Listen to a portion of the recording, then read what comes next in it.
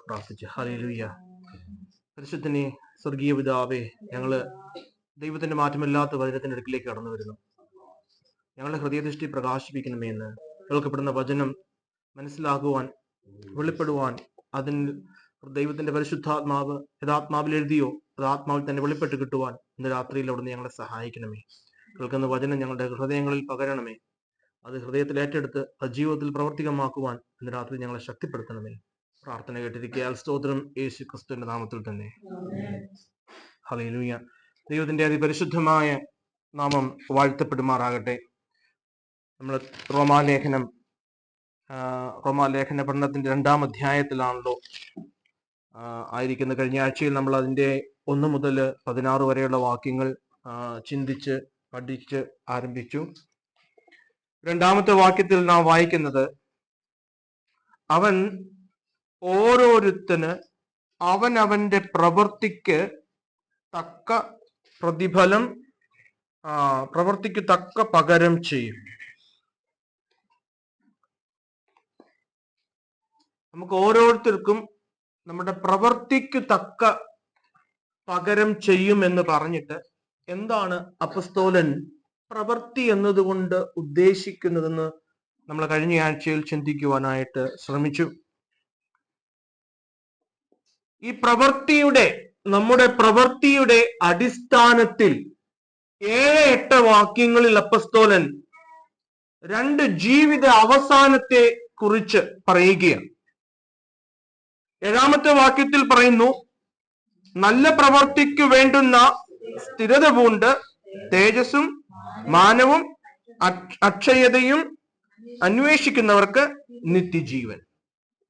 ഒരു ജീവൻ ക്രിസ്തുവിൽ തുടങ്ങി, ക്രിസ്തുവിൽ വളർന്ന്, ക്രിസ്തുവിൽ അവസാനിക്കുന്നു, നിത്യജീവനിൽ അവസാനിക്കുന്നു. 8-ാം വാക്യത്തിൽ മറ്റൊരു ജീവിത അവസാനത്തെ കുറിച്ചും അപ്പോസ്തലൻ പറയുകയാണ്. ശാഠ്യം പൂണ്ട്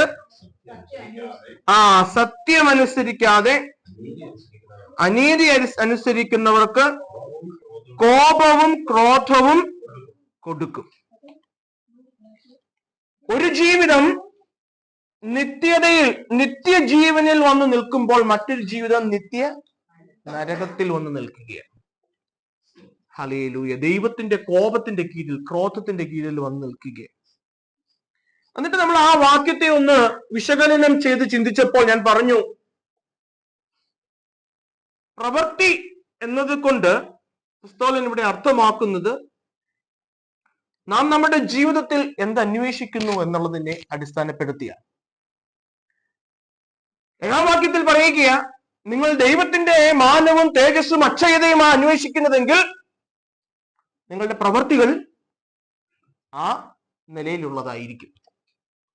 അഥവാ ശാഠ്യം പൂണ്ട് സത്യം അനുസരിക്കാതെ അനീതി അനുസരിക്കുന്നവർക്ക് അവരുടെ പ്രവൃത്തി ആ നിലകളിൽ ഉള്ളതായിരിക്കും.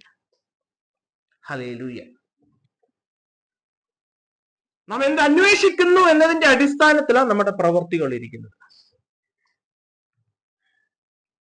7-ാം വാക്യത്തിൽ നിത്യജീവൻ അന്വേഷിക്കുന്നവർ എന്താണ് അന്വേഷിക്കുന്നത്? തേജസ്, മാനം, അക്ഷയത. ഇന്ന് നമ്മൾ ഈ വാക്യം ചിന്തിക്കുമ്പോൾ നാം നമ്മുടെ ഉള്ളങ്ങളിൽ ഒന്ന് വിചിന്തനം ചെയ്തോണം. ഞാന് രക്ഷിക്കപ്പെട്ടു, വേർപാടും വിശുദ്ധിയോടെയും ജീവിക്കുന്നു, കർത്താവിന്റെ വരവിനായിട്ട് കാത്തിരിക്കുന്ന എന്ന് പറയുന്ന ഞാൻ എൻ്റെ ജീവിതത്തിൽ അതാണോ എൻ്റെ പ്രൈം എൻഡ്? അതാണോ എൻ്റെ മുഖ്യമായ ലക്ഷ്യം? ഞാൻ എൻ്റെ ലക്ഷ്യത്തിൽ നിന്ന് എൻ്റെ ഈ ജീവിത യാത്രയിൽ വഴുതിപ്പോയിട്ടുണ്ടോ? എൻ്റെ പ്രിയരെ, ഓരോ കൂടിവരവും ദൈവം നമ്മളെ കുറിച്ച് ആഗ്രഹിക്കുന്നത്, നമ്മുടെ ഉള്ളങ്ങളിലെ പരിശുദ്ധാത്മാവ് നമ്മളെ ക്രമീകരിക്കുന്നത് നമ്മുടെ ജീവിതത്തെ ആ നിലയിൽ ഒന്ന് റീട്രാക്ട് ചെയ്യണം.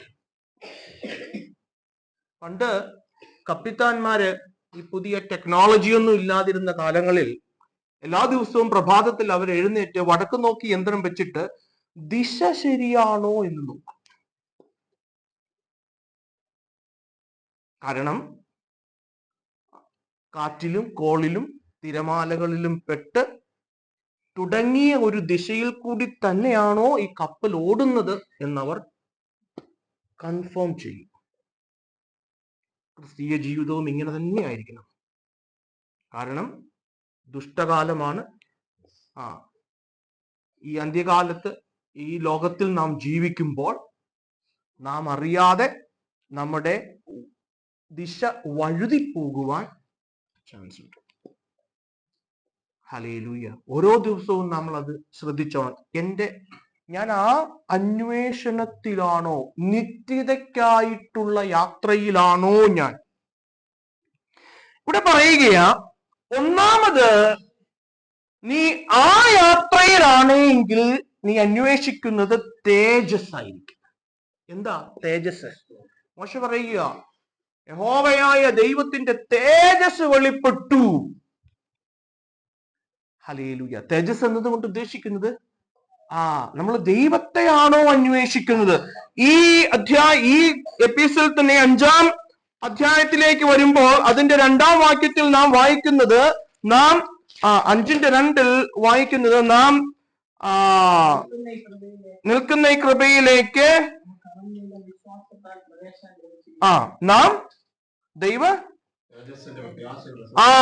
ദൈവ തേജസ്സിന്റെ പ്രത്യാശയിൽ പ്രശംസിക്കുന്നു. എന്തിലാ നാം പ്രശംസിക്കുന്നത്? ദൈവ തേജസ് എന്ന പ്രത്യാശ. നമ്മുടെ പ്രത്യാശ എന്താ? ദൈവ തേജസ്. വാഴ്ത്തപ്പെട്ടവനായ കർത്താവ്, അതായിരിക്കണം നമ്മുടെ പ്രത്യാശ. ഹല്ലേലൂയ.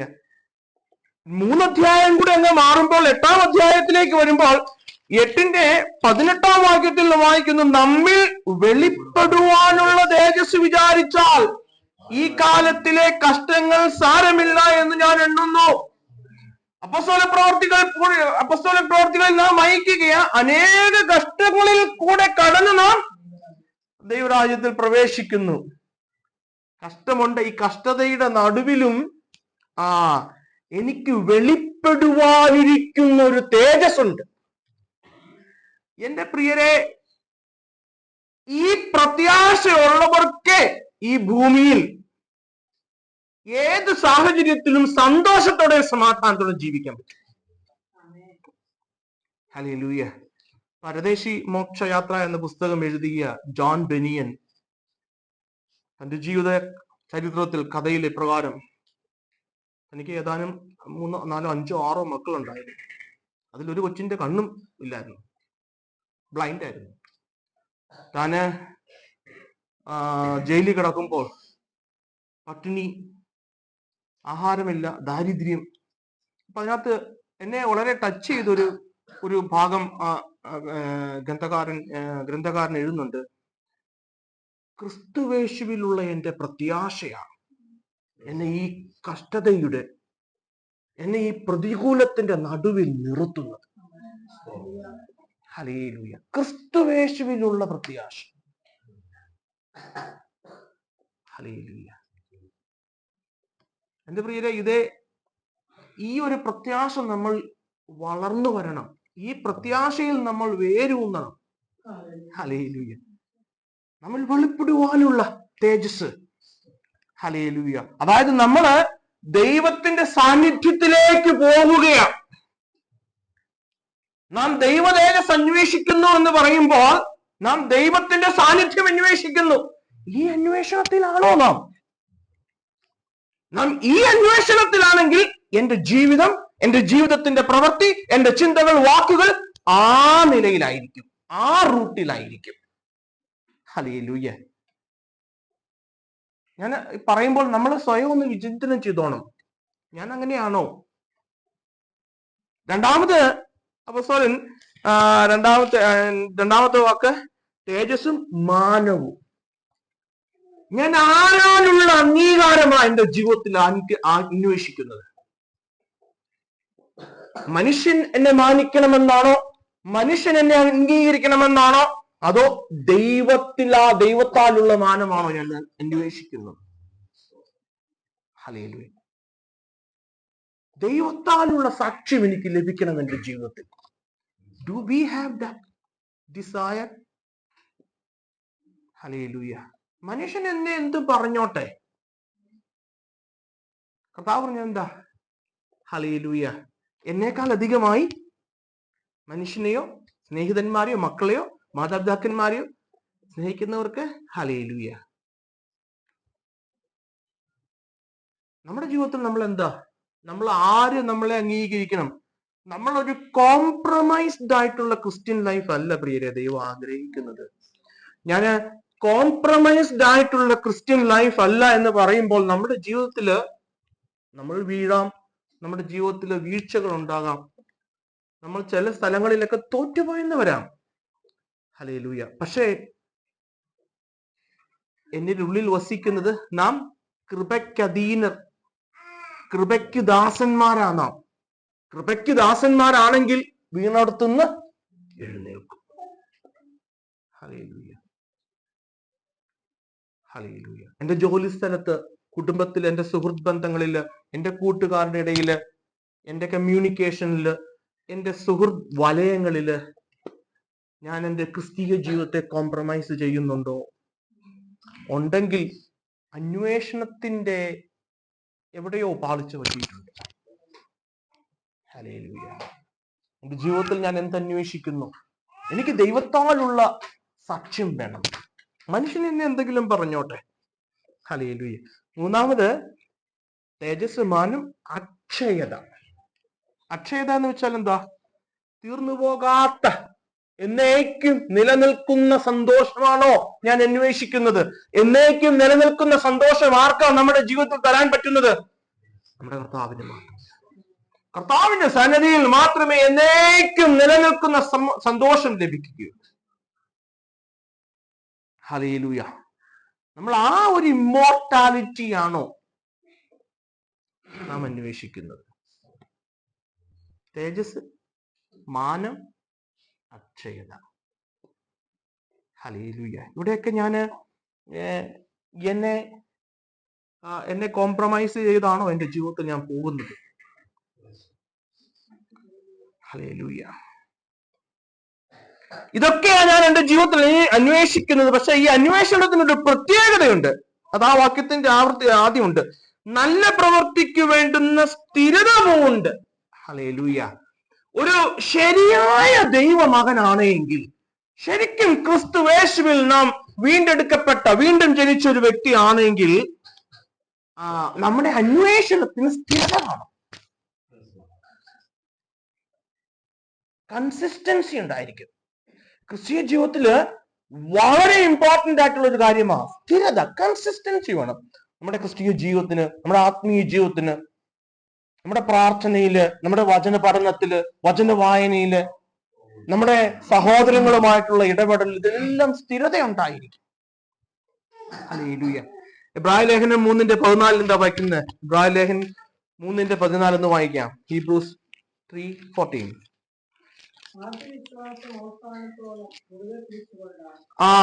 ആദ്യ വിശ്വാസം അവസാനത്തോളം മുറുകെ പിടിച്ചുകൊണ്ടാൽ എങ്കിൽ നാം ക്രിസ്തുവിൽ പങ്കാളികളായി തീർന്നിരിക്കുന്നുവല്ലോ. For we are made partakers of Christ if we hold the beginning of our confidence steadfast unto the end. സ്ഥിരതയോടെ നിൽക്കണം. വല്ലപ്പോഴും മാസാവസാനം ആരെങ്കിലും പറഞ്ഞാ ഒന്ന് ഉപവസിക്കുകയും 2 ദിവസം ഉപവാസിരിക്കുകയും പ്രാർത്ഥിക്കുകയും അതല്ല ഇവിടെ ഉദ്ദേശിക്കുന്നത്. വെള്ളിയാഴ്ച മാത്രമുള്ള ആത്മീയ ജീവിതത്തെ കുറിച്ചല്ല പറയുന്നത്. ഹല്ലേലൂയ. അല്ലെങ്കിൽ 4 ആള് കാണുമ്പോൾ ഉള്ള ആത്മീയ ജീവിതത്തെ കുറിച്ചല്ല പറയുന്നത്.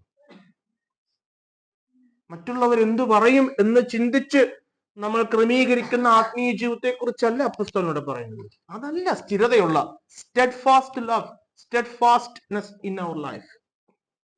ഹല്ലേലൂയ. സ്ഥിരതയുള്ള വിശ്വാസം.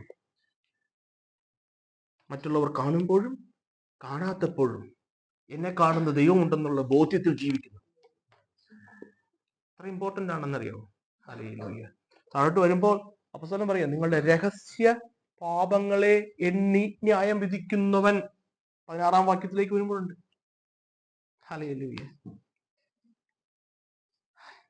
ഇത് ഈ റോമാലേഖനം തന്നെ 12 അധ്യായത്തിലേക്ക് വരുമ്പോ അപ്പോസ്തലൻ 12:1 വായിക്കുന്നത് എന്താ? 12:1 സഹോദരന്മാരെ, ഞാൻ ദൈവത്തിന്റെ മനസ്സലിവ് ഓർപ്പിച്ച് നിങ്ങളെ പ്രബോധിപ്പിക്കുന്നത്, നിങ്ങൾ ബുദ്ധിയുള്ള ആരാധനയായി നിങ്ങളുടെ ശരീരങ്ങളെ ജീവനും വിശുദ്ധിയും ദൈവത്തിന് പ്രസാദവുമുള്ള യാഗമായി സമർപ്പിക്കുവീൻ.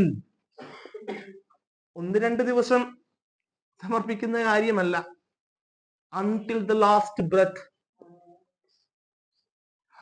അതാ നമ്മൾ ആരാധന എന്ന കാര്യം ചിന്തിച്ചപ്പോൾ പറഞ്ഞല്ലോ, ഇതാ ശരിക്കുമുള്ള ക്രിസ്തീയ ജീവിതം. ഹല്ലേലൂയ. എന്നെ എപ്പോഴും കാണുന്ന, ഹല്ലേലൂയ. ചിലര് പറയാറില്ലേ, അവൻ മയങ്ങുന്നില്ല, ഉറങ്ങുന്നില്ല, എനിക്ക് വേണ്ടതെല്ലാം എന്നെ കാക്കും. അവൻ മയങ്ങുന്നില്ല, ഉറങ്ങുന്നുമില്ല, എന്റെ രഹസ്യങ്ങളെയും അവൻ അറിയുന്നു. മനസ്സിലായോ? അവൻ മയങ്ങുന്നില്ല, ഉറങ്ങുന്നില്ല, നിന്നെ 24/7 കണ്ടോണ്ടായിരിക്കുന്നത്. അതുകൊണ്ട് അവനെ മറിച്ചൊന്നും ചെയ്യാൻ പറ്റില്ല. നമ്മൾ ആ ഭാഗം ചിന്തിക്കും. എന്താ ഈ ഭാഗം ചിന്തിക്കാത്തെ? ഹല്ലേലൂയ.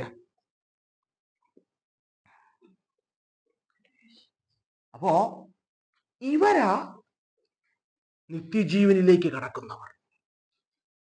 സ്ഥിരത കൊണ്ട് മാനവും തേജസ്സും അക്ഷയതയും. ഇവരെ നിത്യജീവനിലേക്ക് കടക്കും. എന്നാൽ 8-ാമത്തെ വാക്യത്തിലേക്ക് വരുമ്പോൾ 8-ാം വാക്യത്തിൽ പറയുക, ശാഠ്യം പൂണ്ട് സത്യമനുസരിക്കാതെ അനീതി അനുസരിക്കുന്നവർക്ക് കോപവും ക്രോധവും കൊടുക്കും. ശാഠ്യം പൂണ്ട്. എന്താ ശാഠ്യം എന്ന് ഉദ്ദേശിക്കുന്നത്? ശാഠ്യം എന്നുള്ളതിന് ഇംഗ്ലീഷിൽ അഡമെന്റ് എന്ന് പറയുന്ന ശാഠ്യം, അഡമെന്റ്, പിടിവാശി. ഞാൻ പിടിച്ചതാ ശരിയെന്നുള്ള പിടിവാശി. പക്ഷെ ഇവിടെ ആ ഒരു അർത്ഥത്തിലല്ല. നിങ്ങൾ NIV ഉണ്ടോ ആരെങ്കിലും? NIV ട്രാൻസ്ലേഷൻ ഉള്ള NIV നിങ്ങൾ നോക്കിയാൽ മതി. NIV ന്യൂ ഇന്റർനാഷണൽ വേർഷൻ, അതിനകത്ത് പറഞ്ഞിരിക്കുന്നത് ശാഠ്യം എന്നുള്ളതിന് പറഞ്ഞിരിക്കുന്ന വാക്ക് സെൽഫ് സീക്കിംഗ് ആണ്. Self seeking. Hallelujah. Self seeking. Hallelujah. ആദ്യത്തെ കൂട്ടർ സീക്ക് ചെയ്യുന്നത് മാനവും തേജസ്സും അക്ഷയതയുമാണെങ്കിൽ, ഈ നിത്യ കോപത്തിലേക്ക് പോകുന്നവർ സീക്ക് ചെയ്യുന്നത് സ്വയത്തെയാ. ഈ ലോകത്തിലുള്ളതിനെയാ സീക്ക് ചെയ്യുന്നത്. ഈ ലോകത്തിലെ എന്റെ ജീവിതം, സ്വാർത്ഥമായ അന്വേഷണം.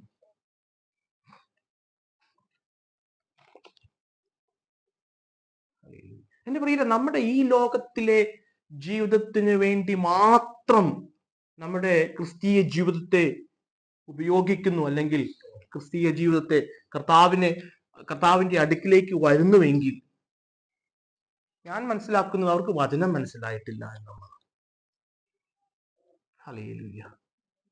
അവർക്ക് വചനം മനസ്സിലായിട്ടില്ല. ഹല്ലേലൂയ. ഈ ലോകത്തിലേക്കുള്ളതാ നമ്മുടെ ദൃഷ്ടി ഈ ലോകത്തിലേക്കുള്ളതിലേക്ക് ഫിക്സ് ചെയ്യുന്നതാണ് എങ്കിൽ, ഈ വേദപുസ്തകം അതല്ല പഠിപ്പിക്കുന്നത്. കാരണം 2:8 എന്താ പറയുന്നത്? അവർ സത്യം അനുസരിക്കാതെ. എന്താ സത്യം? സത്യം ദൈവത്തിന്റെ വചനമാ സത്യം. വചനം അനുസരിക്കാതെ ശാഠ്യം പൂണ്ട്. അവർ വചനം എന്താണ് പറയുന്നത്? വചനം പറയുന്നത് മാനവും തേജസ്സും അക്ഷയതയും. എന്നാൽ ഇവരോ വചനം അനുസരിക്കാതെ വചനത്തെ തടുത്തുകൊണ്ട്. ഒന്നാമത്തെ അധ്യായം 18 മുതൽ 32 വരെയുള്ള വാക്യങ്ങളിൽ ദുഷ്ടനെ കുറിച്ച് പറയുമ്പോൾ അവരെ കുറിച്ച് എന്താ പറയുന്നത്? അവർ സത്യത്തെ അനീതി കൊണ്ട് തടുക്കുന്നവർ. അങ്ങനെയാണ് നമ്മൾ വായിച്ചത്. 21-ാം വാക്യം 1-ാം അധ്യായത്തില് 18-ാം വാക്യത്തിൽ അനീതി കൊണ്ട് സത്യത്തെ തടുക്കുന്ന ഒരു ഗ്രൂപ്പിനെ കുറിച്ച് അപ്പോസ്തലൻ 18 മുതൽ 32 വരെയുള്ള വാക്യങ്ങളിൽ പറയുന്നത്. ഇവിടെ ഈ 2-ാം അധ്യായം അതിന്റെ 8-ാം വാക്യത്തിലേക്ക് വരുമ്പോൾ സത്യം അനുസരിക്കാത്ത ഒരു ഗ്രൂപ്പ്. ഹല്ലേലൂയ. ഹല്ലേലൂയ. ഇവർക്ക് ദൈവം വെച്ചിരിക്കുന്നത് എന്താ? നിത്യ നരകം. ഹല്ലേലൂയ. നിത്യനരകം. എന്റെ പ്രിയരെ, വരുവാനുള്ള ദൈവകോപത്തിൽ നിന്ന് വിട്ടോടുവീൻ. വെളിപ്പെടുവാനുള്ള ദൈവകോപം. നല്ലൊരു ഉപമയുണ്ട്. മത്തായി സുവിശേഷം 13-ാം അധ്യായം അതിന്റെ 24-ാം വാക്യം മുതൽ നാം വായിക്കുന്നുണ്ട്. നല്ലൊരു ഉപമ. ദൈവരാജ്യത്തെ കുറിച്ച് മത്തായി സുവിശേഷം 13-ാം അധ്യായത്തിൽ അനേക ഉപമകൾ നമുക്ക് കാണാം. അതിന്റെ 24-ാമത്തെ വാക്യത്തിലേക്ക് വരുമ്പോൾ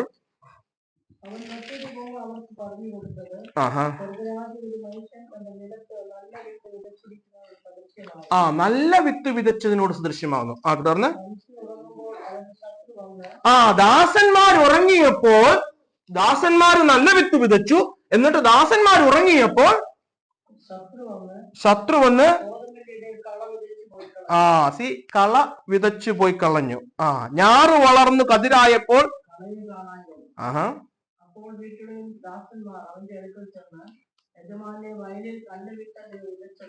പിന്നെ കള എവിടെ നിന്ന് വന്നു എന്ന് ചോദിച്ചു. ഇത് ശത്രു ചെയ്തതാകുന്നു എന്ന് അവൻ അവരോട് പറഞ്ഞു. പോയി അത് പറിച്ചു കൂട്ടുവാൻ സമ്മതമുണ്ടോ എന്ന് ദാസന്മാർ അവളോട് ചോദിച്ചു. അതിന് അവൻ ഇല്ല, പക്ഷെ കള പറിക്കുമ്പോൾ ഗോതമ്പും കൂടെ പിരിഞ്ഞു പോകും, രണ്ടും കൂടെ കൊയ്ത്തോളം വളരട്ടെ. കൊയ്ത്തുകാലത്ത് ഞാൻ കൊയ്യുന്നവരോട് മുൻപ് കള പറിച്ചു കൂട്ടി ചുട്ടുകളയേണ്ടതിന് കെട്ടുകളായി കിട്ടുവാനും ഗോതമ്പ് എന്റെ കളപ്പുരയിൽ കൂട്ടിവെപ്പാൻ. എന്റെ പ്രിയരെ, ഈ കളകളുടെ കൂട്ടത്തിൽ നമ്മൾ ആയി പോകരുതേ. ഈ കളകളുടെ കൂട്ടം നിങ്ങൾക്കറിയാം, നമുക്ക് ഓരോരുത്തർക്കറിയാം ഞാൻ ആരുടെ കൂട്ടത്തിലാണെന്നുള്ളത്. ഞാൻ പറഞ്ഞ രണ്ടാമത്തെ ഗ്രൂപ്പിനെ കുറിച്ച് നമ്മൾ പഠിക്കുമ്പോൾ പുസ്തകം പറയുക, നിങ്ങൾക്ക് പൊതുസമക്ഷത്തിൽ നിങ്ങൾ പലതും ചെയ്യുന്നു, പൊതുസമക്ഷത്തിൽ നിങ്ങൾ വിധിക്കുന്നു, പൊതുസമക്ഷത്തിൽ മറ്റുള്ളവൻ ചെയ്യുന്ന തിന്മയെ നിങ്ങൾ വെറുക്കുന്നു. പക്ഷെ ഈ വെറുക്കുന്നത് നിങ്ങൾ നിങ്ങളുടെ രഹസ്യ ജീവിതത്തിൽ ചെയ്യുന്നു. ഈ ഒരു ജീവിതമാ നാം ചെയ്യുന്നതെങ്കിൽ, നാം തുടർന്നുകൊണ്ടിരിക്കുന്നെങ്കിൽ ഈ കളയുടെ കൂട്ടത്തിലാണ്. How long? എത്ര നാൾ കൊണ്ടുപോകും? there will be one day.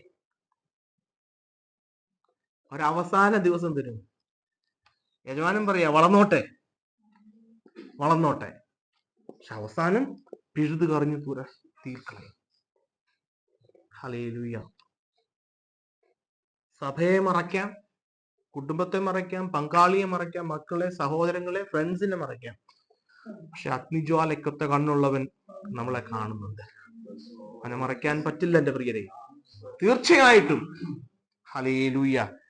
നമ്മള് കഴിഞ്ഞ ആഴ്ചയില് നമ്മൾ ചിന്തിച്ചല്ലോ, നമ്മള് പറഞ്ഞല്ലോ, അത് അവന്റെ ദൈവത്തിന്റെ ദയ നിന്നെ മാനസാന്തരത്തിലേക്ക് നടത്തുന്നു എന്നറിയാതെ നീ അവന്റെ ദയ, ക്ഷമ, ദീർഘശാന്തി എന്നിവയുടെ ഐശ്വര്യം നിരസിക്കുന്നുവോ? അങ്ങനെയാ നാം ചെയ്യുന്നതെങ്കിൽ എന്താണെന്ന് പറഞ്ഞത്? എന്നാൽ നിന്റെ കാഠിന്യത്താലും അനുതാപമില്ലാത്ത ഹൃദയത്താലും നീ ദൈവത്തിന്റെ നീതി വെളിപ്പെടുന്ന കോപ ദിവസത്തേക്ക് നിനക്ക് തന്നെ കോപം ഛർദ്ദിച്ചു. ബോധ്യം ഉണ്ടാവണം.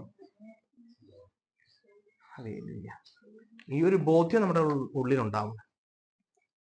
ഹല്ലേലൂയ. ഇത് പറഞ്ഞിട്ട് ഹല്ലേലൂയ 2-ാം അധ്യായത്തിന്റെ 12 മുതൽ ഉള്ള ഭാഗത്ത്, 12 മുതൽ 16 വരെയുള്ള ഭാഗത്ത് നമ്മൾ അതിന്റെ 3-ാമത്തെ ഭാഗമാണ് കാണുന്നത്. ദൈവത്തിന്റെ പക്കൽ മുഖപക്ഷം ഇല്ലല്ലോ. ഞാൻ 2-ാം അധ്യായത്തിന്റെ 1 മുതൽ 16 വരെയുള്ള വാക്യങ്ങൾ 3ആയിട്ട് വിഭജിച്ചാണ് നമ്മൾ ചിന്തിച്ചത്. ഓർക്കുന്നെങ്കിൽ നമുക്കാർക്കും ദൈവത്തിന്റെ ന്യായവിധിയെ തെറ്റി ഒഴിയുവാൻ സാധിക്കില്ല. ഇൻഎസ്കേപ്പബിളാ. ഹല്ലേലൂയ. നമ്മൾക്ക് ആർക്കും തെറ്റി ഒഴിയാൻ പറ്റില്ല. രണ്ടാമത്, ദൈവത്തിന്റെ ന്യായവിധി നീതിയുള്ള ന്യായവിധിയാണ്. മൂന്നാമത്, ദൈവത്തിന്റെ പക്ഷെ മുഖപക്ഷമില്ല. ഹല്ലേലൂയ. അതാ നമ്മൾ അടുത്ത 12 മുതൽ 16 വരെയുള്ള വാക്യങ്ങളിൽ ചിന്തിക്കുവാനായിട്ട് ആഗ്രഹിക്കുന്നത്. ഹല്ലേലൂയ. ഇവിടെ തുടർന്ന് അപ്പസ്തോലൻ വിവരിക്കുമ്പോൾ അപ്പസ്തോലനായ മിസ്റ്റർ പൗലോസ് ഇങ്ങനെ ആന്റിസിപ്പേറ്റ് ചെയ്യുകയാണ്. ഞാനതൊന്ന് പറഞ്ഞിട്ട് നമുക്ക് ആ ഭാഗത്തേക്ക് വരാം. ഇങ്ങനെ ചിന്തിക്കുക അപ്പസ്തോലൻ, യഹൂദന്മാർ ഒരുപക്ഷെ എങ്ങനെ ചിന്തിക്കുമായിരിക്കും? എന്ത്? ഞങ്ങൾക്ക് ദൈവത്തിന്റെ ന്യായവിധി ദിവസത്തിൽ, ദൈവത്തിന്റെ കോപ ദിവസത്തിൽ ഞങ്ങൾക്ക് ഇളവ് ലഭിക്കും. ഞങ്ങൾക്കുള്ള ന്യായവിധി ജാതികളെക്കാളും മെച്ചമുള്ളതായിരിക്കും. എന്തുകൊണ്ടാ? ഞങ്ങൾക്ക് ആ ദൈവത്തിന്റെ പ്രമാണം അല്ലെങ്കിൽ ദൈവത്തിന്റെ വില്ല് തന്നിരിക്കുന്നത് ഞങ്ങൾക്ക് ആ മോശ വഴി ന്യായപ്രമാണം ലഭിച്ചിരിക്കുന്നത്. അതുകൊണ്ട് ജാതികളെ വിധിക്കുന്നത് പോലെ ആയിരിക്കില്ല ഞങ്ങളെ വിധിക്കുന്നത്. കാരണം we know the will of God. ഞങ്ങൾക്കറിയാം ദൈവത്തിന്റെ മനസ്സ്. ഹല്ലേലൂയ. ജാതികളെ ചിന്തിക്കുക, ഞങ്ങൾക്ക് ഒഴികഴിവ് കാണും. കാരണം എന്താ? ഞങ്ങൾക്കല്ലല്ലോ ന്യായപ്രമാണം ലഭിച്ചത്, ഞങ്ങൾക്കല്ലല്ലോ ദൈവത്തിന്റെ വില്ല് പൂർണ്ണമായി വെളിപ്പെടുത്തി തന്നത്, യഹൂദനാണല്ലോ. അതുകൊണ്ട് ഞങ്ങൾക്ക് ഒഴിവ് കഴിവ് കാണും എന്ന്, ഞങ്ങൾക്കൊരു എക്സ്ക്യൂസ് കിട്ടുമെന്ന് ജാതികൾ ചിന്തിക്കുക. ഈ രണ്ട് ഗ്രൂപ്പിനോടും അപ്പസ്തോലൻ വളരെ ശക്തമായി പറയുക 12 മുതലുള്ള വാക്യങ്ങൾ. ഞാൻ ഈ പറഞ്ഞത് നിങ്ങൾക്കൊന്ന് അല്പം മനസ്സിലായെങ്കിൽ അത് തുടർന്ന് വായിക്കുമ്പോൾ ഈസി ആയിട്ട് മനസ്സിലാവും. യഹൂദൻ എങ്ങനെ ചിന്തിക്കുന്നു, ജാതി അങ്ങനെ ചിന്തിക്കുന്നു. ഹല്ലേലൂയ. 12-ാം വാക്യത്തിൽ വായിക്കുക, ന്യായപ്രമാണം ഇല്ലാതെ പാപം ചെയ്തവരൊക്കെയും ന്യായപ്രമാണം കൂടാതെ നശിച്ചു. ന്യായപ്രമാണം ഉണ്ടായിട്ട് പാപം ചെയ്തവരൊക്കെയും ന്യായപ്രമാണത്താൽ വിധിക്കപ്പെടും. രണ്ട് ഗ്രൂപ്പിനെയും കൂടെ അപ്പസ്തോലൻ ചേർത്ത് വെച്ചിരിക്കുക. ന്യായപ്രമാണം ഇല്ലാതെ പാപം ചെയ്തവർ ന്യായപ്രമാണം കൂടാതെ നശിച്ചു പോകും. എന്നാൽ മറ്റൊരു ഗ്രൂപ്പോ യഹൂദനോ ന്യായപ്രമാണം ഉണ്ടായിട്ട് പാപം ചെയ്തവരൊക്കെ ന്യായപ്രമാണത്താൽ വിധിക്കപ്പെടും. ഹല്ലേലൂയ. ഇസ്രായേലിന്, അബ്രഹാമിന്റെ സന്തതികളായ ദൈവം തെരഞ്ഞെടുത്ത ജനതയായ ഇസ്രായേലിന് ദൈവം ന്യായപ്രമാണം, തന്റെ പ്രമാണം കൊടുത്തു. ഹല്ലേലൂയ. പക്ഷെ അവർ ശരിക്കും ദൈവത്തോട് മത്സരിച്ചു. ദൈവത്തോട് മത്സരിച്ച യഹൂദനെ ദൈവം താൻ കൊടുത്ത ഈ ന്യായപ്രമാണം വെച്ച് ന്യായം വിധിക്കും.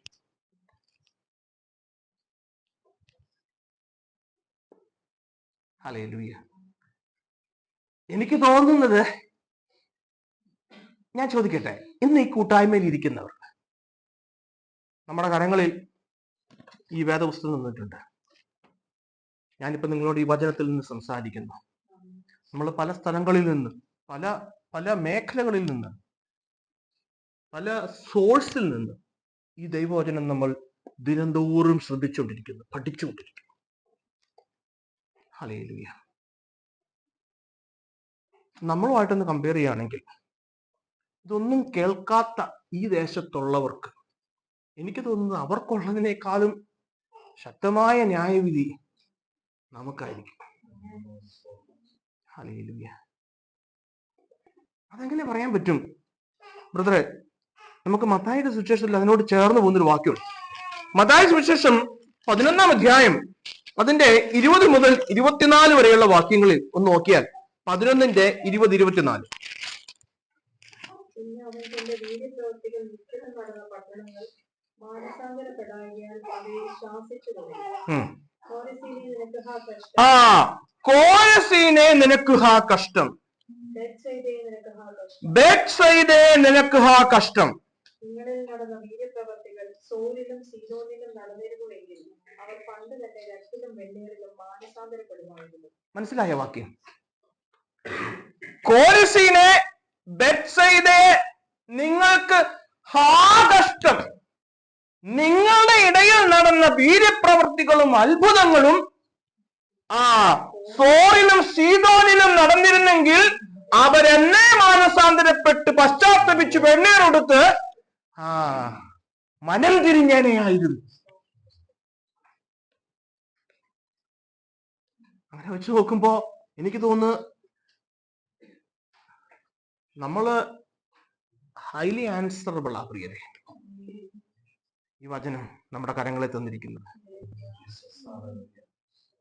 അത് താഴോട്ട് വായിച്ച് 22 മുതൽ. ന്യായവിധി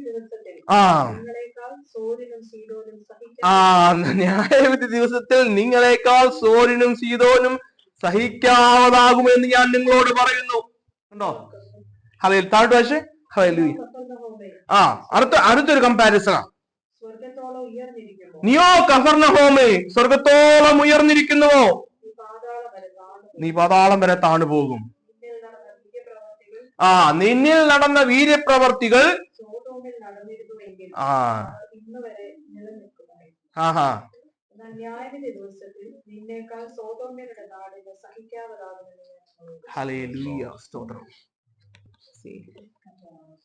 നമ്മള് കൂടുതൽ ആൻസറബിൾ. എന്റെ പ്രിയരെ, നമ്മുടെ മനസ്സിൽ, നമ്മുടെ ഉള്ളങ്ങളിൽ ഇത് എപ്പോഴും ഉണ്ടായിരിക്കണം.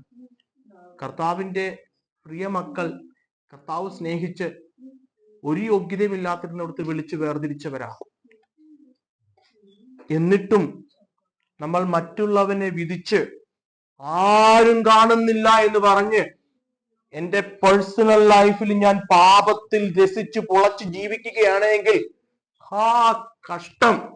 അപ്പോസ്തലൻ ഇതാ പറയുന്നത്, നിങ്ങൾ എങ്ങനെ തെറ്റി ഒഴിയും, നിങ്ങൾ എങ്ങനെ തെറ്റി ഒഴിയും.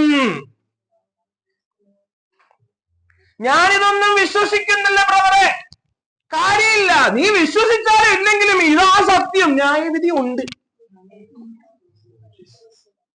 എനിക്കിത് വിശ്വാസം ഇല്ലെന്ന് പറഞ്ഞത് ഇല്ലെന്ന് പറയാൻ പറ്റില്ല. ഹല്ലേലൂയ. 13-ാമത്തെ വാക്യത്തിലേക്ക് വരുമ്പോൾ, ന്യായപ്രമാണം കേൾക്കുന്നവരല്ല ദൈവസന്നിധിയിൽ നീതിമാന്മാർ, ന്യായപ്രമാണം ആചരിക്കുന്നവരത്രേ നീതീകരിക്കപ്പെടുന്നത്.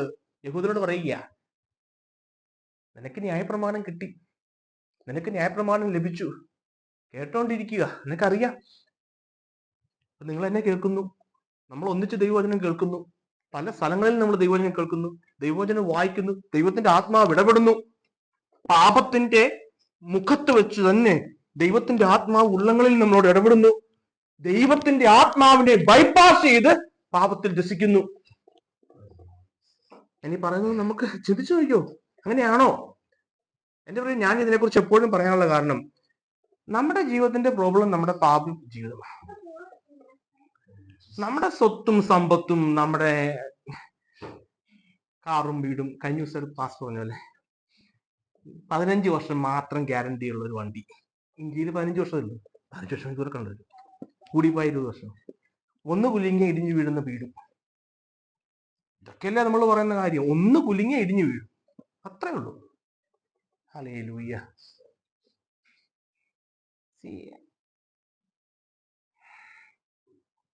ഹല്ലേലൂയ. നമ്മള് ഇത് കേട്ട് നമ്മൾ ഇതനുസരിക്കാതെ ഈ പാപത്തിൽ രസിച്ച് ജീവിച്ചാൽ, എന്റെ പ്രിയരെ, നമ്മൾ സ്വയം വഞ്ചിച്ചുകൊണ്ട് തന്നെ ഇരിക്കുന്ന. നമുക്ക് തടസ്സം അതാ. എന്റെ നിത്യതയ്ക്ക് തടസ്സം എന്താ മനസ്സിലാക്കുക? എന്റെ നിത്യതയ്ക്ക് തടസ്സം എന്റെ പാപജീവിതമാ. എനിക്ക് വേറൊന്നുമല്ല, വേറൊന്നും നിത്യതയ്ക്ക് തടസ്സമല്ല പ്രിയരെ. എന്റെ ദാരിദ്ര്യമോ, എന്റെ ബുദ്ധിമുട്ടോ, എന്റെ നഷ്ടതയോ, എന്റെ പട്ടിണിയോ, എന്റെ അസുഖമോ, ഇതൊന്നും നിത്യതയ്ക്ക് തടസ്സമല്ല. എന്റെ നിത്യതയ്ക്ക് തടസ്സം പാപജീവിതമാണ്. നമ്മൾ അതിനെയാ ട്രീറ്റ് ചെയ്യേണ്ടത്. ഹല്ലേലൂയ. അവിടെ പറയുക, കേട്ടിട്ട് കാര്യമില്ല, അറിഞ്ഞിട്ട് കാര്യമില്ല, ഇത് ആചരിക്കണം. The doers of the law. Hallelujah. ന്യായപ്രമാണം ആചരിക്കുന്നവരാ നീതീകരിക്കപ്പെടുന്നത്. അപ്പോ ബ്രദറെ, രക്ഷ പ്രവർത്തിയാലാണോ എന്നൊരു ചിന്ത വരാം, അല്ലെ? ന്യായപ്രമാണം ആചരിക്കണം, ദൈവം തന്നിരിക്കുന്ന നിയമങ്ങൾ ആചരിക്കണം, പ്രവർത്തിയാലാണോ? ഹല്ലേലൂയ. ഈ റോമാലേഖനം 1-ാം അധ്യായം 18-ാം വാക്യം മുതൽ 3-ാം അധ്യായം 20-ാം വാക്യം വരെ, ഈ വാക്യങ്ങളിലൂടെ അപ്പസ്തോലനായ വിശുദ്ധ പൗലോസ് നമുക്ക് തെളിയിച്ചു തരുന്നത്, നമ്മൾ പാപം ചെയ്ത് ദൈവത്തിന്റെ കൃപയിൽ നിന്ന് അകന്നുപോയി. ഇത് തെളിയിച്ചു തരികയാണ്. ഏതു മനുഷ്യനും, ഭൂമിയിൽ ജനിച്ച് ഏതു മനുഷ്യനും ദൈവത്തിൽ നിന്ന് അകന്ന് ദൈവത്തിന്റെ കോപത്തിന്റെ കീഴിലാണെന്ന് അപ്പോസ്തലൻ തെളിയിക്കുക.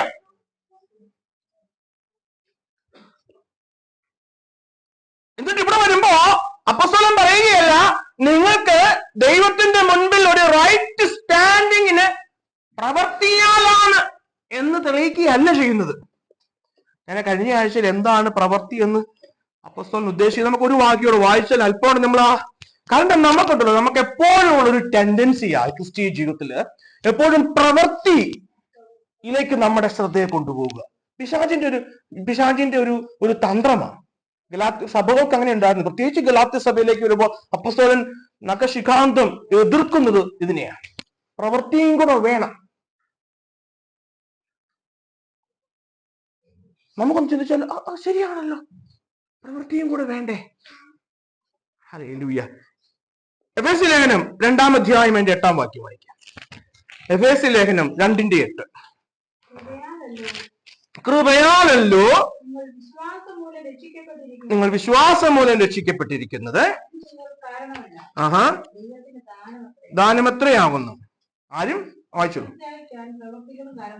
ആരും പ്രശംസിക്കാതിരിക്കുവാൻ പ്രവർത്തികളും കാരണമല്ല. സി, കൃപയാലല്ലോ നിങ്ങൾ വിശ്വാസം മൂലം രക്ഷിക്കപ്പെട്ടിരിക്കുന്നത്, അതിനും നിങ്ങൾ കാരണമല്ല, ദൈവത്തിന്റെ ദാനമത്രയാകുന്നു. ആരും പ്രശംസിക്കാതിരിക്കാൻ പ്രവർത്തികളും കാരണമല്ല. അടുത്ത വാക്യം, നാം അവന്റെ കൈപ്പണിയായി സൽപ്രവർത്തികൾക്കായിട്ട് ക്രിസ്തുയേശുവിൽ. ഹല്ലേലൂയ. എന്റെ പ്രിയരെ, അപ്പോസ്തലൻ ഇവിടെ താൻ ഉദ്ദേശിക്കുന്നത് പ്രവൃത്തിയാലുള്ള രക്ഷ, പ്രവൃത്തിയാലുള്ള നീതീകരണം. ഇന്ന് അനേകം സഭകൾ ആശ്രയിച്ചിരിക്കുന്നത് ഇതിലാണ്. പ്രവർത്തിച്ച് രക്ഷിക്കപ്പെടാം. ഹല്ലേലൂയ. സൽപ്രവർത്തിക്കായിട്ടല്ലോ നിങ്ങളെ വിളിച്ചിരിക്കുന്നതെന്ന് പറയുമ്പോൾ അപ്പോസ്തലൻ എഫെസോസിലെ സഭയോട് പറയുകയാ, എഫെസോസിലെ വിശുദ്ധന്മാരെ, നിങ്ങളെ വിളിച്ച വിളിക്ക് അനുയോജ്യമായ പ്രവർത്തികൾ നിങ്ങളിൽ നിന്നുണ്ടായി വരണം. നിങ്ങൾക്ക് ലഭിച്ച രക്ഷയെ തെളിയിക്കുന്ന പ്രവർത്തികൾ ഉണ്ടാവണം. പറഞ്ഞു മനസ്സിലായോ? എനിക്ക് ലഭിച്ച രക്ഷയെ തെളിയിക്കുന്ന പ്രവർത്തികൾ, അത് വിശ്വാസത്തിന്റെ ഫലമായിട്ടാ. ആ പ്രവൃത്തിയെ വിശ്വാസത്തിന്റെ ഫലമെന്നാ പറയുന്നത്. വിശ്വാസത്തിനായിട്ടല്ല, വിശ്വാസത്തിൽ നിന്നുണ്ടാകുന്ന പ്രവർത്തികൾ. രക്ഷിക്കപ്പെട്ടപ്പോൾ നമ്മൾ ഒരു യാത്രയില്ല, ആ ഒരു അന്വേഷണത്തില, ആ മാനവും തേജസ്സും അച്യുതയും അന്വേഷിച്ചുള്ള യാത്രയില്ല. ഈ യാത്രയിൽ എന്നിൽ നിന്നുണ്ടായി വരുന്ന പ്രവർത്തികൾ, എന്റെ ഈ യാത്രയെ തെളിയിക്കുന്ന പ്രവർത്തികൾ. പറയുന്നത് മനസ്സിലാവുന്നുണ്ടെന്ന് തോന്നുന്നു. അതാ അപ്പോസ്തലൻ ഉദ്ദേശിക്കുന്നത്. ഞാൻ രക്ഷിക്കപ്പെട്ടു എന്ന് പറഞ്ഞിട്ട് കാര്യമില്ല, അത് തെളിയിക്കണം. ഇന്നില്ലാത്തതാ. നമ്മുടെ ജീവിതം കൊണ്ട് തെളിയിക്കപ്പെടുന്നില്ല. വേർപെട്ട സഭകളിൽ ജീവിക്കുന്നവർ അവരുടെ ജീവിതത്തിലേക്ക് നോക്കുമ്പോൾ മറ്റു വ്യത്യസ്തനായിട്ട് നിൽക്കുന്ന ഒരു വ്യക്തിക്ക് പ്രവൃത്തിയില്ല അവന്റെ ജീവിതത്തിൽ. ഞാൻ കർത്താവിന്റെ പ്രിയമാന എന്ന് പറയുന്നുണ്ട് അവൻ, പക്ഷെ ജീവിതത്തിലേക്ക് നോക്കുമ്പോൾ അതിന്റെ 5 അയലോക്കത്ത് അവനെ കാണാൻ പറ്റില്ല. ഹല്ലേലൂയ. ഇവിടെ നിന്ന് പലരും തോറ്റുപോയിരിക്കുന്നത്. അതുകൊണ്ടാണ് നമുക്ക് ക്രിസ്തുയേശുവിൻ മറ്റുള്ളവരെ നേടാൻ സാധിക്കാത്തതിന്റെ പ്രിയരെ. ഹല്ലേലൂയ. ഞാനൊരു ഉദാഹരണം നിങ്ങൾക്ക് അതൊന്ന് വ്യക്തമാക്കാനായിട്ട് ലൂക്കോസിന്റെ സുവിശേഷത്തിൽ വന്നാല് നിങ്ങൾ എങ്ങനെ ചിന്തിച്ചിട്ടുണ്ടോ എന്ന് എനിക്കറിയില്ല. നമുക്ക് നോക്കിയാൽ ലൂക്കോസിന്റെ സുവിശേഷം 1-ാം അധ്യായം അതിന്റെ 16-ാം വാക്യം മുതൽ വായിക്കുമ്പോൾ,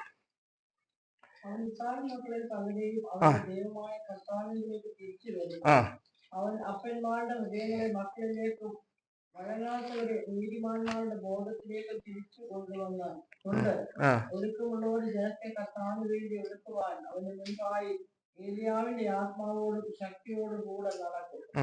സെക്കറിയാവ് ദൂതനോട് ഇത് ഞാൻ എന്തുകൊണ്ടാണ് അറിയും. ഇവിടെ എലിസബത്തും സക്കറിയാവിന്റെയും കഥയാ പറയുന്നത് അല്ലേ? എലിസബത്തിന്റെയും സക്കറിയാവിന്റെയും കഥയെ കുറിച്ചാ പറയുന്നത്. അവിടെ സക്കറിയാവിനെ കുറിച്ച് പറയുമ്പോൾ സക്കറിയാവിനെ കുറിച്ച് കർത്താവ് അവിടെ പറയുന്നത് അവൻ ദൈവസന്നിധിയിൽ നീതിയുള്ളവനും എത്രാം വാക്യം സിസ്റ്ററെ? 6-ാം വാക്യം. 6-ാം. ഇരുവരും ദൈവസന്നിധിയിൽ നീതിയുള്ളവരും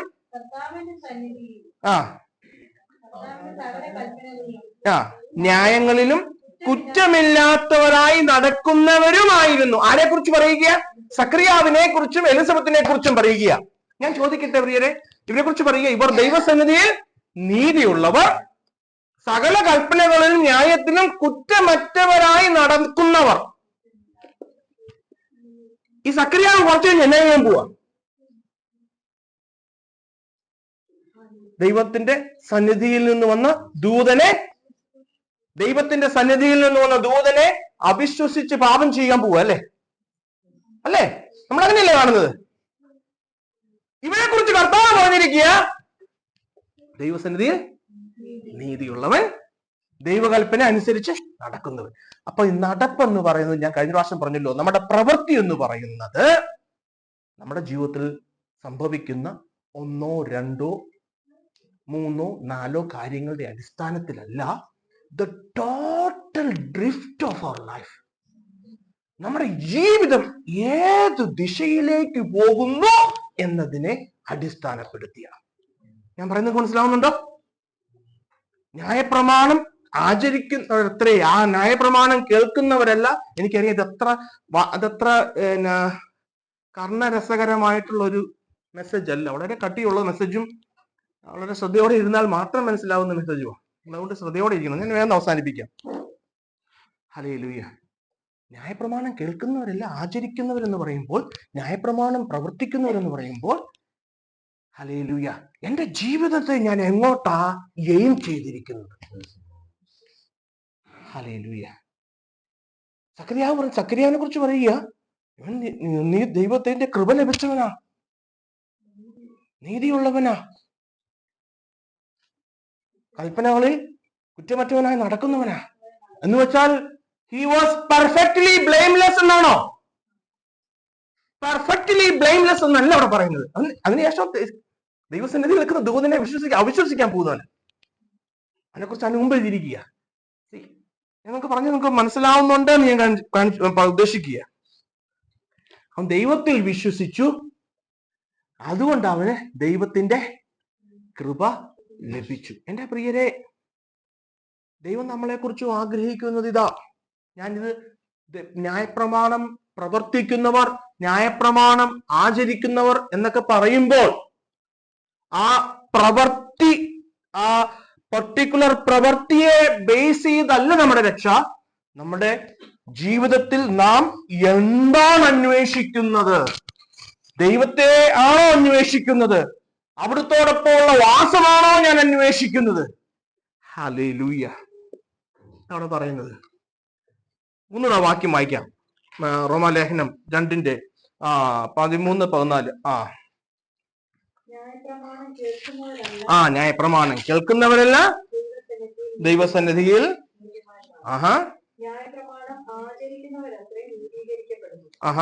ന്യായപ്രമാണം ഇല്ലാത്ത ജാതികൾ ന്യായപ്രമാണത്തിലുള്ളത് സ്വഭാവത്താൽ ചെയ്യുമ്പോൾ ന്യായപ്രമാണം ഇല്ലാത്ത അവർ തങ്ങൾക്ക് തന്നെ ഒരു ന്യായപ്രമാണമാകുന്നു. ഇത് പിന്നീട് അപ്പോസ്തലൻ അല്പം കൂടെ ഒന്ന് വിവരിക്കുക. എന്നതോടെ പറഞ്ഞങ്ങ് അവസാനിപ്പിക്കാം. ആ 16-ാമത്തെ വാക്യം വളരെ ആഴമുള്ള ഒരു വാക്യമാ. 16-ാമത്തെ വാക്യം, അതായത് ദൈവം യേശുക്രിസ്തു മുഖാന്തരം മനുഷ്യരുടെ രഹസ്യങ്ങളെ ഞാൻ അറിയിച്ച സുവിശേഷ പ്രകാരം ന്യായം വിധിക്കുന്നു എന്ന ആളിൽ തന്നെ. അത് നമുക്ക് അടുത്ത ആഴ്ചയിൽ ചിന്തിക്കാം. അതിനകത്ത് ഒരുപാട് കാര്യങ്ങൾ നമുക്ക് ചിന്തിക്കാനായിട്ടുണ്ട്. ആ 15 വരെയുള്ള വാക്യങ്ങൾ ഒന്ന് പറഞ്ഞ് അവസാനിപ്പിക്കാൻ. ഇസ്രായേലിന് മോശ വഴി ദൈവം കല്ലിൽ എഴുതി കൊടുത്ത നിയമം ലഭിച്ചു. അവർക്ക് എഴുതി വെച്ച പ്രമാണമുണ്ട്. യിരെമ്യാ പ്രവാചകന്റെ പുസ്തകത്തിലേക്ക് വരുമ്പോൾ, എബ്രായ ലേഖനത്തിലേക്ക് വരുമ്പോൾ ജാതികളെ കുറിച്ച് പറയുക, അവർക്ക് ലഭിച്ച പ്രമാണം കല്ലുകളിൽ എഴുതിയതല്ല, അവരുടെ മനസ്സാക്ഷിയിൽ, ഹൃദയങ്ങളിൽ എഴുതി വെച്ചിരിക്കുന്നു. എന്റെ പ്രിയരെ, ഞാനൊരു കാര്യം പറഞ്ഞോട്ടെ. ഏത് മനുഷ്യന്റെ ഉള്ളിലും പെർമനന്റ് ആയി റിസൈഡ് ചെയ്യുന്ന ഒരു ജഡ്ജുണ്ട്, ഇല്ലേ? പെർമനന്റ് ആയിട്ട് ഒരു നിമിഷം പോലും കണ്ണടക്കാതെ എപ്പോഴും ജഡ്ജ് ചെയ്തുകൊണ്ടിരിക്കുന്ന ഒരു ജഡ്ജ് നമ്മുടെ ഉള്ളങ്ങളിലുണ്ട്, മനസ്സാക്ഷി. ഹല്ലേലൂയ. ജാതികൾക്ക് മൊസൈക്ക് ലോ അറിയില്ല, മോശ കൊടുത്ത നിയമം അറിയില്ല, പക്ഷേ ദൈവം അവരുടെ ഉള്ളങ്ങളിൽ നീതിബോധം ഇട്ടിട്ടുണ്ട്. ദൈവം അവരുടെ ഉള്ളങ്ങളിൽ സത്യബോധം ഇട്ടിട്ടുണ്ട്. ദൈവ മനുഷ്യനെ എങ്ങനെയാണ് സൃഷ്ടിച്ചത്? തന്റെ ഛായയിലും സാദൃശ്യത്തിലും. തന്റെ ഛായയിലും സാദൃശ്യത്തിലും എന്ന് വെച്ചാൽ ബാഹ്യമായ രൂപമെന്ന് മാത്രമല്ല അതിനെക്കുറിച്ച് ചിന്തിക്കുന്നത്. ദൈവം നമ്മൾക്ക് പകർന്നു തരുവാൻ പറ്റുന്ന ദൈവത്തിന്റെ ആ ക്യാരക്ടേഴ്സ് എല്ലാം നമുക്കും തന്നിട്ടുണ്ട്. ഫോർ എക്സാമ്പിൾ പറഞ്ഞാല് നീതി, വിശുദ്ധി, തേജസ്, പരിജ്ഞാനം, ഇതെല്ലാം ദൈവം എല്ലാ മനുഷ്യരിലും വെച്ചിട്ടുണ്ട്. ഹല്ലേലൂയ. അതുകൊണ്ടാ പറയുന്നത്, ഇവിടെ ഈ 14-ാം വാക്യത്തിൽ, ന്യായപ്രമാണമില്ലാത്ത ജാതികൾ ന്യായപ്രമാണത്തിലുള്ളത് സ്വഭാവത്താൽ ചെയ്യുമ്പോൾ ന്യായപ്രമാണമില്ലാത്ത അവർ തങ്ങൾക്ക് തന്നെ ഒരു ന്യായപ്രമാണമാകുന്നു. അത് ഞാൻ പറഞ്ഞത്, ഒരു പെർമനന്റ് റിസൈഡിങ് ജഡ്ജ് എല്ലാ മനുഷ്യന്റെ ഉള്ളിലുണ്ട്. സത്യവും തെറ്റും ശരിയും, തെറ്റും ശരിയും, സത്യവും മിഥ്യയും തിരിച്ചറിയാനുള്ള കൃപ ദൈവം എല്ലാ മനുഷ്യന്റെ ഉള്ളിൽ ഇട്ടിട്ടുണ്ട്. ഹല്ലേലൂയ. 15-ാം വാക്യത്തിലേക്ക് വരുമ്പോൾ, അവരുടെ മനസാക്ഷി കൂടെ സാക്ഷ്യം പറഞ്ഞും അവരുടെ വിചാരങ്ങൾ തമ്മിൽ കുറ്റം ചുമത്തുകയോ പ്രതിവാദിക്കുകയോ ചെയ്തുകൊണ്ട് അവർ ന്യായപ്രമാണത്തിന്റെ പ്രവൃത്തി തങ്ങളുടെ ഹൃദയത്തിൽ എഴുതിയിരിക്കുന്നതായി കാണുന്നു. ഞാൻ അതിനെ സപ്പോർട്ട് ചെയ്യുന്ന ഒരു വാക്യം യിരെമ്യാ പ്രവാചകന്റെ പുസ്തകം 30-30 വായിച്ച് അവസാനിപ്പിക്കുക. യിരെമ്യാ പ്രവാചകന്റെ പുസ്തകം, യിരെമ്യാവിന്റെ പുസ്തകം 31-ാം അധ്യായം 33-ാം വാക്യം ഒന്ന് വായിക്കാം. 31-33 യിരെമ്യാവ്. എന്നാൽ ഈ കാലം കഴിഞ്ഞ ശേഷം ഞാൻ ഇക്കാലം ജനത്തോട് ചെയ്യുവാനിരിക്കുന്ന നിയമം ഇങ്ങനെയാവുന്നു. ഞാൻ എന്റെ ന്യായപ്രമാണം അവരുടെ ഉള്ളിലാക്കി അവരുടെ ഹൃദയങ്ങളിൽ എഴുതും.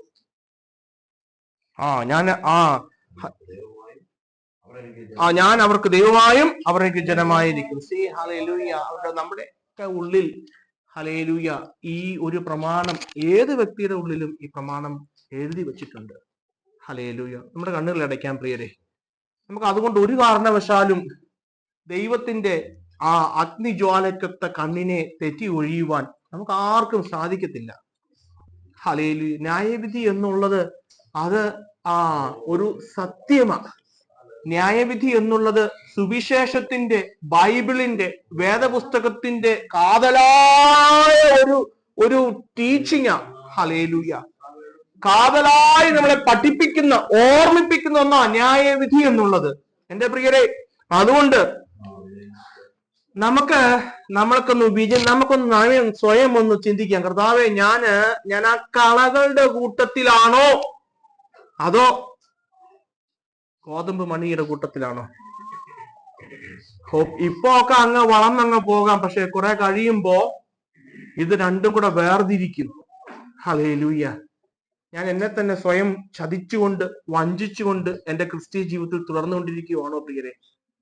ഹല്ലേലൂയ. കർത്താവെ, അങ്ങനെയെങ്കിൽ എന്നെ ഇന്ന് രാത്രിയിൽ എന്നെ ഒന്ന് തൊടണമേ കർത്താവെ.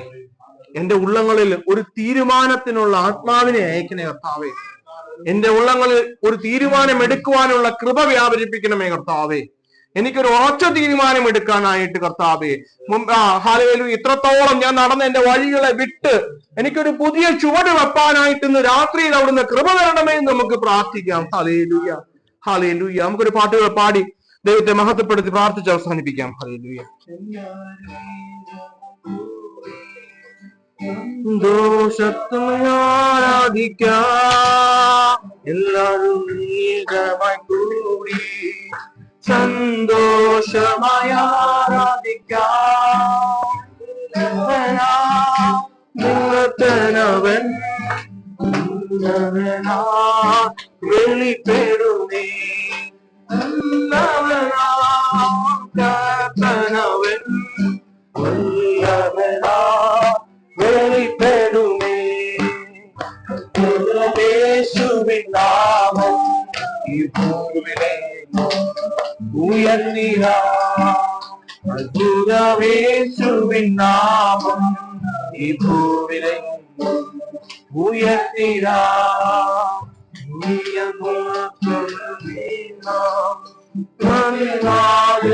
കൈവിടുമോ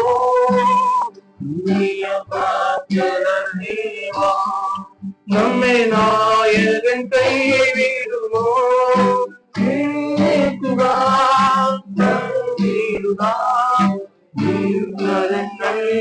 നമ്മോടിരിക്കും